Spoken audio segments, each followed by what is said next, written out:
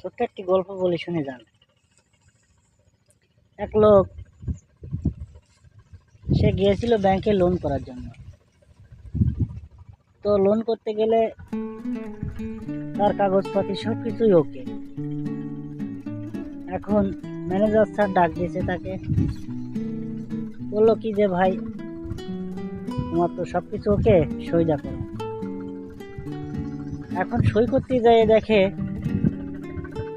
যে লোকটার হাত নাই, মানে একটা হাত কাটা। এখন ম্যানেজার স্যার বললো, তো তোমাকে তো লোন দেওয়া যাবে না, তোমার এই যে হাতে সমস্যা, হাত নাই। তো লোকটা কি করবে? লোকটা ফিরে চলে আসতে লাগলে এখন আমারই এক কাকা, নোয়া কাকা, তার সাথে দেখা।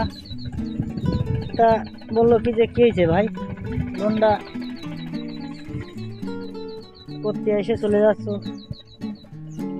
তারপর সে যে দেখো ভাই, লোনটা তো আমার এই হাতের জন্য আমার লোনটা হওয়া লোন, তাই আবার দিল না। তো আমার কাকা বললো কি ঠিক আছে, দেখি আমি একবার চেষ্টা করে দেখি। তো ম্যানেজার স্যারের সামনে গেলে ম্যানেজার স্যার বললো কি যে ওনার তো কাগজপত্র সব ঠিক আছে, কিন্তু ওনার হাতে সমস্যা, ওনাকে তো লোন দেওয়া যাবে না। তো নোয়া কাকা আর ওখানে কিছু না বলে বেরিয়ে আসলো। বেরিয়ে এসে এখন একটা লোককে নিয়ে যেয়ে বলতে যে স্যার এই লোকটাকে লোন দেন। তো ম্যানেজার স্যার বললো কি যে এই লোকটাকে লোন দেবো, কাগজপাতি। তারপরে স্যার এই লোকের টাই, প্যান্ট, শু সব কিছুই আছে, দেখতে শুনতে চেহারা, সুরত সব কিছুই তো আছে,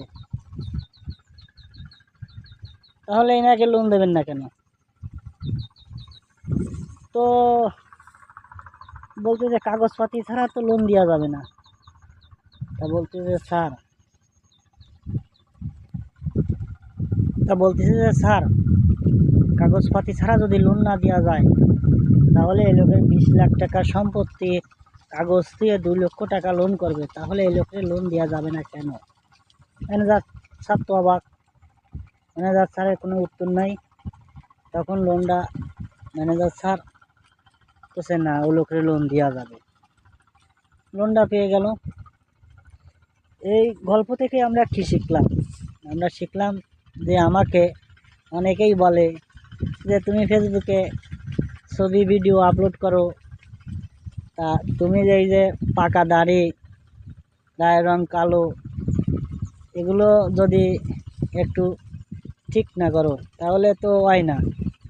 তা আমি বললাম কি যে পাকা দাড়ি আর গায়ের রং যতই কালো হোক না কেন, আমার কন্টিনিউ যদি ভালো হয়, তাহলে অবশ্যই লোকে আমাকে লাইক, কমেন্ট, সাবস্ক্রাইবার করে দেবে। আমার একটা ইউটিউব চ্যানেলও আছে। ধন্যবাদ সবাইকে। গল্পটা যদি ভালো লাগে তাহলে আমার পাশে থেকে